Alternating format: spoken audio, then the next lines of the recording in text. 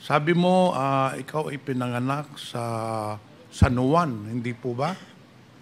Yes po. Doon ka lumaki, sa San Juan. Sa Binondo po.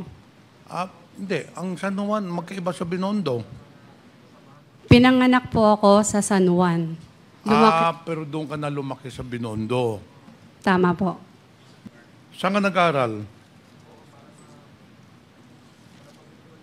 Hindi po ako nakapag-aral.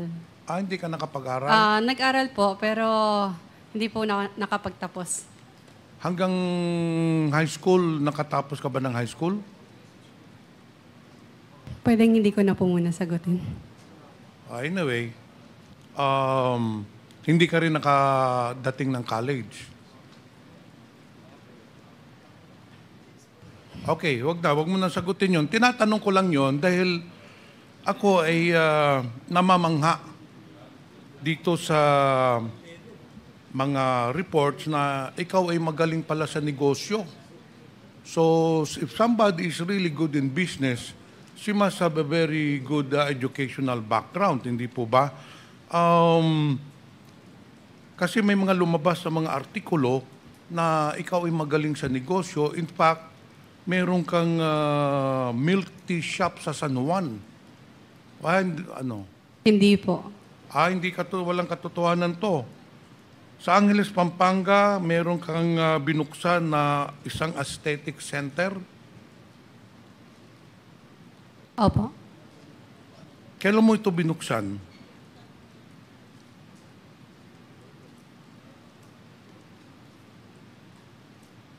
Hindi ko po matandaan yung exact year. Anyway, ito wala kang kasosyo, sa iyo lang to. Itong aesthetic center sa Pampanga, Angeles, wala kang kasosyo o may kasosyo ka rito? Pwedeng hindi ko po siya sagutin. Kasi hindi naman po siya related. Walang problema yun. Maraming salamat po. Ibang negosyo. Sabi nga sa artikulo, ikaw bata ka pa lang, nagninegosyo ka na, marami kang negosyo, and then meron ka ring isang cafe-restaurant sa resort doon, hindi po ba? Meron po. Ayun ba ay nag-ooperate pa hanggang ngayon? Yes po. Okay, dito tayo sa pagpasok mo ng Lucky South 99. Kailan ka ba nag-apply doon sa Lucky South 99? Nag-apply po regarding saan po? Nagtrabaho ka sa Lucky South 99, hindi ba? Sa papers po. Okay, paano ka napasok doon? Pwede mong ikwento dito sa komitiba, paano ka napasok sa Lucky South 99? I mean, mananrabaho ka, hindi ba? Hindi naman basta-bastang ikaw ba'y kinuha ng Lucky South 99 o nag-apply ka doon? Nung una po, sa amin po yung Lucky South 99 nung una po. Sa inyo? Opo, sa akin. Sa amin. Sa iyo yung sa Lucky South 99. Nung una po. Nung una po, yes po. But according to Stephanie, nauna po si Stephanie magtrabaho doon sa Lucky South 99 and then nagpa-interview ka doon sa Lucky South 99 at nag-apply ka. May I know po kung kailan po ako nag-apply at sino po nag-interview sa akin? Oo. Opo. Sino ba nag-interview sa iyo? Hindi, pwede kong malaman kung sino po yung tinutukoy na nag-interview sa akin nung panahon. Hindi mo na rin isasagutin. Dito po tayo sa big boss mo. Hindi mo naman ma-explicar dito, hindi mo na ipapaliwanag dito paano ka napasok sa Lucky South 99. Pero as per record, nauna sa iyo si Stephanie, sumunod ka, and then eventually, ito ang nangyari po ay nung nakapasok ka na ng Lucky South 99, naging personal translator ka ng big boss ninyo na si Duan Renew, hindi po ba? Ninong ko po siya. Ninong? Opo. Paano mo nakilala si Duan Renew? Woo! Best friend po siya ng mami ko. Best friend ng mami Yes. mo. Kailan po sila nagka-best friend ng mami mo? Paano po sila nagkakilala ng best na ni Duan Renew at ng mami mo? Po? Paano sila nagkakilala? Sabi mo kanina, Mr. Chair, kasi kaya ka napasok dun sa Lucky South dahil best friend ng mama mo si Duan Renew. Duan Renew, for the information of everyone, is the big boss of Lucky South 99. Paano naging best friend yung mama mo at saka ano? Sa Gaano na China. sila katagal magkakilala? Sa China pa lang po, magkakilala na sila kasi sa China po pinanganak ang mom ko. She's a Chinese po. Okay. Yes. So doon nagkakilala ang mama mo sa China. At Opo. sa Duan Renew. Yes. Then Isang city eventually- lang po sila. So ibig mong sabihin, dahil ninong mo siya, ang mama mo ang nagpapasok sa'yo doon kay Duan Renew? No po. Kinontak po ako ng ninong ko kung pwede po akong tumulong sa kanya kasi hindi po siya marunong mag-Tagalog and mag-English po. Okay, correct. So yun na nga ang unang tanong ko. Balik tayo sa unang tanong na hindi mo siguro nadinig. Ikaw ay naging personal translator na Duan Renew. Wu pala. Hindi po ba? Pwede din po. Ha? Pwede din po. Hindi pwedeng sagot mo pwede din po. You became the translator, personal translator of the big boss of Lucky South 19, Mr. Duan Renew. Yes or no? Yes? I think. Hindi naman mahirap sagutin yun. Wala namang masama doon sasagutin that you became a personal translator. Sa pagiging personal translator mo, Mr. Chair, kasi, naging palagi kang kasama ni Mr. Duan Renew. Hindi po ba? Yes po, nung una. So, naging constant companion ka ni Duan Renew. Hindi po ba? If needed lang naman. Not always.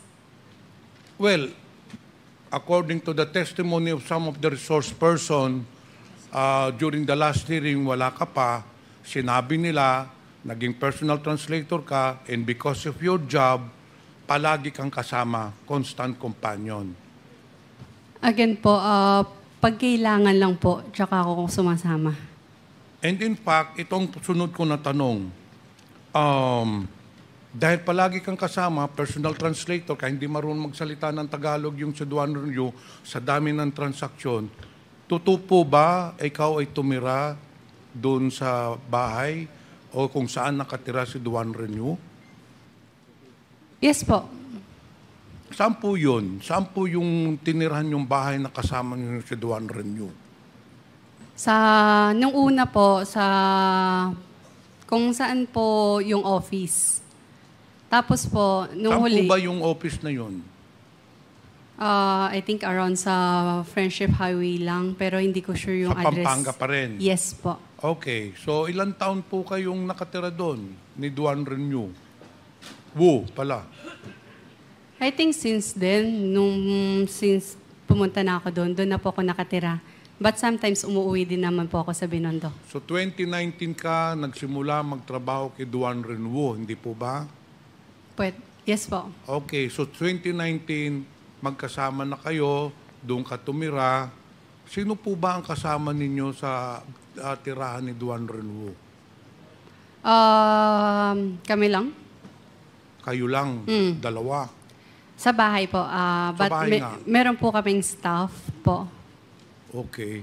So totoo po talaga na dahil nakatira ka na doon, totoo po talaga pala yung testimonya ng yung dating resource person po dito na palagi kayong magkasama. Iisang bahay po, pero hindi po lagi magkasama. Hindi, paano naman nangyari yun? Magkasama kayo sa isang bahay, tapos sabi mo, hindi kayo palaging kasama, paggising mo, nandun na yung Duan Renew. Yes po. Pag natulog kayo, nandun na rin yung Duan Renew. So halos araw-araw. Kasi sabi mo, as per your statement, doon ka nakatira, so araw-araw kayo nagkikita ni Duan Renew, hindi po ba? Hindi araw-araw nagkikita. Iisang bahay po kami. Pero may sariling lakad po siya. May sariling lakad din po ako. So sometimes, hindi po kami nagkikita sa isang bahay. Kahit magkasama po kami sa isang bahay. May tanong po ako, Opo. Mr. Chair. Sana ay wag po kayong magagalit, ano? Yes po. Sana wag mong masamain ito, no? Yes po. Pero hindi natin maalis sa pag-iisip ng mga tao. You're living in one roof. Mm. You are a woman. Duan Renew sa man. Mm. Ang tanong ko po, wala ba kayong relasyon ni Mr. Duan Renew? Wala po. Kasi alam mo, na yung mga kasama mo sa trabaho dito, na nakausap namin, nauna po si Stephanie sa inyo, Mascareñas, magtrabaho, hindi po ba? Pero pagdating ho ninyo, you became very close to Duan Renwu. And eventually, si Stephanie Mascareñas, medyo naalis, hindi po ba? Pagpasok nyo, after a few months, nawala na si Stephanie. Hindi po totoo yan. Alam niya po sa sarili niyan. Well, anyway, that's a word of yours against hers, no? But anyway, yun ang tinestify niya dito. Ngayon, pagkawala ni Stephanie, Mascareñas, you started to become powerful dun sa Lucky South 99. Naging confidante ka ni Mr. Duan Renew to the point na ginawa kang incorporator, to the point na ginawa kang yung mga cheque nilagay na sa mga pangalan mo, to the point na ikaw na po ang nagdidesisyon ng mga lahat ng galaw, lahat ng mga gawain doon sa Lucky South 99, hindi po ba? Correction lang po. Nag-invest din po ako doon. Naglabas po ako ng money for that po. Magkano naman po ang ininvest ninyo doon? Pwedeng hindi ko po sabihin. Medyo, it's private po eh. Pagpalagay po natin, ballpark figure lang, nasa 1 million, nasa 100 million, nasa 500 Pwedeng hindi ko po million. sabihin. So ilang porsyento po kayo doon? Saan po? Which company po? Yung Lucky South 99. Yung Lucky South 99, nung una, maliit lang po. Pero po, again, hindi po ako naging incorporator po ng Lucky South. So anyway, dun sa investment mo, Yes po. paano ho ang, kasi investment yan. Yes. A person invest in a business, ang objective ay para kumita. So I'm sure na almost 5 to 6 years, doon ka sa Lucky South 99, sabi mo nag-invest ka, so gaano ang dividendo ninyo or yung income mo nung doon sa investment mo, ilang beses ka binibigyan sa isang taon? Pwedeng hindi ko muna i-disclose po yan. Well, but we have to Pasensya assume, na po. we have to assume that you were earning a substantial amount because yung operations ng Lucky South 99 ay napakalaki. No? In fact, the assets, everything, malaki po. Dito po tayo sa meron nung ni-raid sa Porac, Pampanga na yung mansion complex. Alam niyo yon, di ba? Yes yung po. merong mga villas, yung may lake, tapos may villa sa gitna. Yes po. As per record po, lumalabas yata na sa inyo po yon. Opo. Lahat ng investment namin, lahat ng kinita po namin nasa Pilipinas po. Hindi, tinatanong ko lang. Sige, wala na. Tinatanong ko lang, sa iyo yun, gano'ng kalaki po yun? Opo. I think 3 hectares po. 3 2 hectares. to 3 hectares. Sa tingin mo, magkano na ang halaga nun? Hindi ko po sigurado. Sa tingin ko po at saka sa assessment ng ibang ahensya po, nagkakahalaga po ng 2.5 billion pesos ho yun. 2.5 billion pesos. Napakalaking halaga for a 24-year-old. So, yun po ang isang mga katanungan po dito sa komitiba na lumalabas. You have ika ngang kumita ka talaga na malaki doon sa operations ng Lucky South 99. Again, To have that investment of 2.5 billion pesos, eh malaki ho ang kinita nyo sa Lucky South 99.